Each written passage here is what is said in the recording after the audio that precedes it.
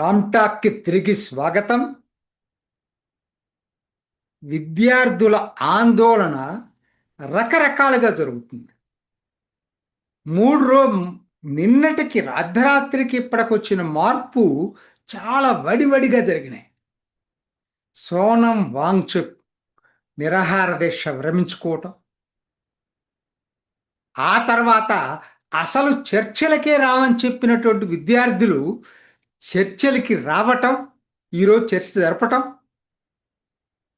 అయినా విద్యార్థులు చర్చలు జరిపినా మేం మాత్రం పార్లమెంటుని బాయ్కాట్ చేస్తామని చెప్పి ప్రతిపక్షాలు భీష్మించుకోవటం, ఇది పరిణామాలు.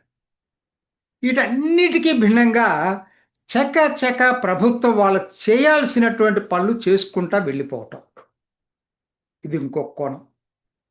ఇదండి మొత్తం ఒక్క నిన్నటికి ఇవాళకి వచ్చినటువంటి తేడా ఇది. ఇందుట్లో ఒక్కొక్కటి మీరు విశ్లేషించండి.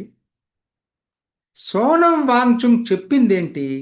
శాంతియుతంగా ఉండాలి, దీంట్లో యాంటీ సోషల్ ఎలిమెంట్స్ చేరి దీన్ని హింసకు ప్రేరేపించటాన్ని నేను సమ్మతించనని చెప్పాడు. దాంట్లో నిజం ఉంది. ఎంతమందికి తెలుసో లేదో కానీ కన్నాట్ ప్లేస్లో షాపుల్లో లూటీ జరిగింది. కావాలని అవన్నీ అంతగా బయటకు కూడా తీసుకురావట్లేదు, ఎందుకనంటే మళ్ళీ ఇంకెక్కువ జరుగుతాయి ఉన్నాయి. అందుకని వ్యాపారస్తులు సాయంత్రం 6:30కే షాపులు క్లోజ్ చేయాలని చెప్పి నిర్ణయం తీసుకున్నారు. అక్కడ దాకా ఎందుకు? పోలీసులు బ్యారికేడ్లు పెట్టినటువంటి తోసేసుకొని పార్లమెంటు దాకా వెళ్ళింది ఎవరు? అందులో ఎవరున్నారు? విద్యార్థులేనా, లేకపోతే విద్యార్థులు కాని వాళ్ళు ఎంతమంది ఉన్నారు? ఇదంతా తెలుస్తాయి. తొందరలో కాలం నిర్ణయిస్తుంది. పోలీసుల వాహనాలు ధ్వంసం చేసింది ఎవరు? సో సోనం వాంగ్చుక్ చెప్పే దాంట్లో వాస్తవం ఉంది. ఆయనకు తెలుసు కాబట్టే దీంట్లో ఇది చేరారో అది చేరకుండా చేయాలి, విద్యార్థులు శాంతియుతంగానే చెయ్యాలి అని చెప్పి ఆయన కోరుకున్నాడు. అంతవరకు బాగానే ఉంది. ఆయన ప్రభుత్వం విద్యా సంస్కరణలు తీసుకొస్తుందనేది నేను నమ్ముతున్నానని చెప్పాడు. మరి విద్యార్థులు సడన్గా ఎందుకు మార్చుకున్నారు లైను? మార్చుకోవడానికి వాళ్ళకున్నటువంటి కారణం ఏంటంటే పబ్లిక్లో అవుట్రేజ్ వస్తుంది. న్యాచురల్. ఎప్పుడైతే చర్చలకే నేను వెళ్ళడం అని చెప్పడం అనే దానికి అర్థం లేదు కదా. ఇవాళ ఏమైంది? చర్చలకు వెళ్ళారు, వాళ్ళ డిమాండ్లు ఎక్కడ రాజీ పడలేదు కదా. ధర్మేంద్ర ప్రధాన్ రాజీనామా చేయాలనేది వాళ్ళ డిమాండ్ ఈ రోజు కూడా ఉంది. అంత మాత్రం చర్చలు బాయ్కాట్ చేయాల్సిన పని లేదుగా. వాళ్ళు చెప్పిందంతా సావధానంగా ప్రభుత్వం వింది. 2 గంటలు చర్చలు జరిగినాయి, రేపు మళ్ళీ చర్చలు జరుగుతాయని చెప్పారు. That is a correct attitude. ఎందుకంటే వాళ్ళకి వేరే ఆలోచనలు లేవు కదా, విద్యార్థులు కదా వాళ్ళు. కానీ మూడో వాళ్ళు చూడండి, ప్రతిపక్షాలు, వాళ్ళకి అసలు పరిష్కారం కావటం ఇష్టం లేదు. అవును, సమస్య పరిష్కారం కావటం ముఖ్యంగా కాంగ్రెస్ పార్టీకి అసలు ఇష్టం లేదు. అరవింద్ కేజ్రీవాల్కి ఇష్టం లేదు. ఎందుకని? వాళ్ళకి సమస్య రగులుతూ ఉంటేనే రాజకీయంగా పబ్బం గడుపుకోవచ్చు. సమస్య పరిష్కారం అయితే ఎలా? అందుకే సోనం వాంగ్చుక్ నిరాహార దీక్ష విరమిస్తే వాస్తవంగా ఏం చేయాలి? ఎవరైనా హర్షించాలి. ఎందుకంటే ఆయన చావు బతుకుల మధ్య 26 రోజులు అయిపోయి ఆయనకి ఆయన చనిపోతాడేమో అని భయంతో 60 మంది ఎంపీలు మీరు విత్డ్రా చేసుకోమని చెప్పి లెటర్ ఇచ్చారు కదా. మీరు మీరు మేము మీ తరఫున మేము ఉన్నాం, నిరాహార దీక్ష మానుకోమని చెప్పాడు. ఎందుకని? ఆయన లైఫ్ని పోగొట్టాలని ఎవరికి ఉంటుందండి. కానీ కాంగ్రెస్ అట్లా కాదే. ఇమ్రాన్ మసూద్ చేత ఒక స్టేట్మెంట్ ఇప్పించారు. ఏమనంటే సోనం వాంగ్చుక్ గవర్నమెంట్ తోటి ఏదో డీల్ కుదుర్చుకొని మానుకున్నాడట. అంటే వాళ్ళ స్ట్రాటజీకి భిన్నంగా ఎవరు ప్రవర్తించినా వాళ్ళ క్యారెక్టర్ అసాసినేషన్ చేయడంలో కాంగ్రెస్ ముందుంటుంది. ఆ కూర్చునేదో నువ్వో కూర్చోవచ్చు కదా ఇమ్రాన్ మసూద్, కూర్చొని ఆ చావేదో మరి దానికి దగ్గరగా నువ్వే వెళ్ళొచ్చు కదా. ఆయన ఎందుకు సోనం వాంగ్చుక్ కూడా తీసుకెళ్ళటం? ఆయన చనిపోతే మీరు ఆనందిస్తారా ఏంటి? అసలు మీ ఉద్దేశం ఏంటో నాకైతే అర్థం కాదా. ఆయన చనిపోవాలని కోరుకుంటున్నారా? నిరాహార దీక్ష విరమించిన దాన్ని ఆహ్వానించకపోగా మోటివ్స్ అంటగడతారా? చీచి, అసలు కాంగ్రెస్ అందుకనే సమస్యలు ఏదున్నా కూడా కాంగ్రెస్ అనే దానికి అసలు ఇవాళ ఎందుకంటే ఇది ఓల్డ్ కాంగ్రెస్ కాదు. ఫస్ట్ నెంబర్ వన్, అది అందరికి తెలుసుకోవాలా. అదే టైంలో రాత్రి ఆ, మోడీ ఇచ్చినటువంటి వీడియో కూడా బాగా బాగా ఉంది, ఎఫెక్టివ్గా ఉంది నాకైతే. ఎందుకంటే చెప్పాడు, ఇప్పుడు విద్యార్థుల సరే జరిగినాయి, జరిగిన దాని మీద మేము యాక్షన్ తీసుకున్నాం, వాళ్ళందరిని జైల్లో పెట్టాం. తర్వాత విద్యార్థుల విద్యా సంవత్సరం వేస్ట్ కాకూడదని వెంటనే షార్టెస్ట్ టైం పాసిబుల్లో టెస్ట్ కండక్ట్ చేసాం.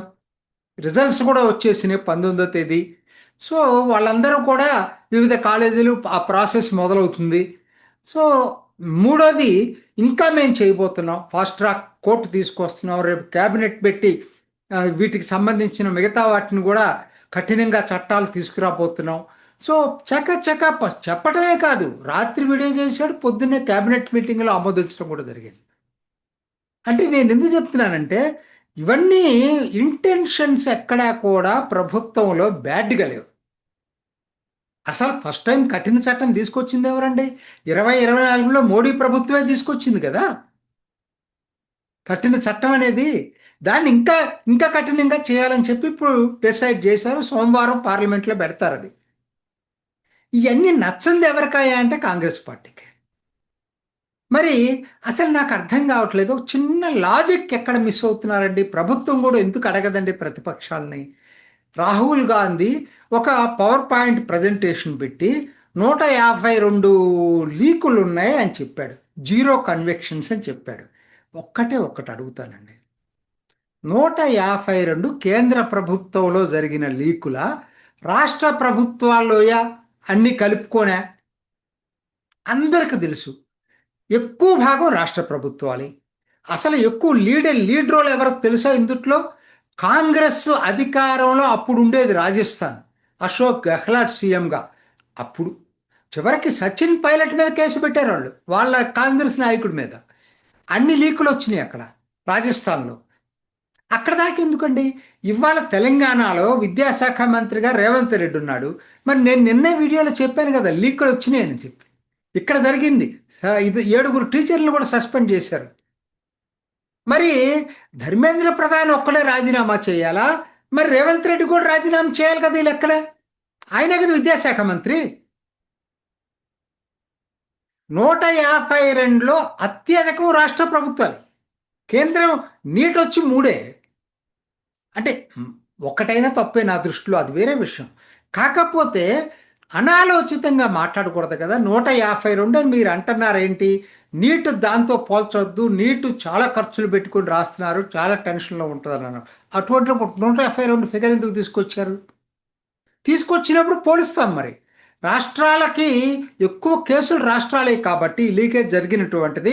అక్కడున్న విద్యా మంత్రులందరూ రాజీనామా చేయాలా లేదా? రాహుల్ గాంధీ చెప్పాలా? ముందుగా ఆయన కాంగ్రెస్ ప్రభుత్వాల విద్యామంత్రుల చేత రాజీనామా చేయించి ధర్మేంద్ర ప్రధాన్ రాజీనామా చేయమనుంటే అర్థం ఉండేది, నైతికత ఉండేది. అరవింద్ కేజ్రీవాల్ కూడా అంతే. ఇది లేటెస్ట్ తాజా Punjab pharmacist officers examination paper leak అయిందని గగ్గోలు పంజాబ్లో. అక్కడ విద్యామంత్రి రాజీనామా చేశాడా? అంటే ప్రతిపక్షాలు ఇంత దారుణంగా ఎట్లా ఉందంటే, చలిగాచుకుందాం ముందు, అగ్గి రాజేసి చలిగాచుకుందాం అనేటువంటి ధోరణి మంచిది కాదండి. కన్స్ట్రక్టివ్గా ఉండాలి విమర్శ ఎప్పుడు కూడా. నీకైతే ఒక నీతి, ఇంకొకరికైతే ఒక నీతి ఉండకూడదు కదా. నీ ప్రభుత్వాలు అమలు చేసి కేంద్రాన్ని అడిగితే ఖచ్చితంగా నైతికంగా మీ వెంట చాలామంది నడిచే అవకాశం ఉంటుంది.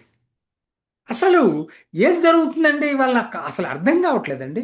480 Pakistani handlers social media accounts కేంద్ర ప్రభుత్వం నిన్న బ్యాన్ చేసింది. వాళ్ళు ఫేక్ న్యూస్ సర్క్యులేట్ చేస్తున్నారు.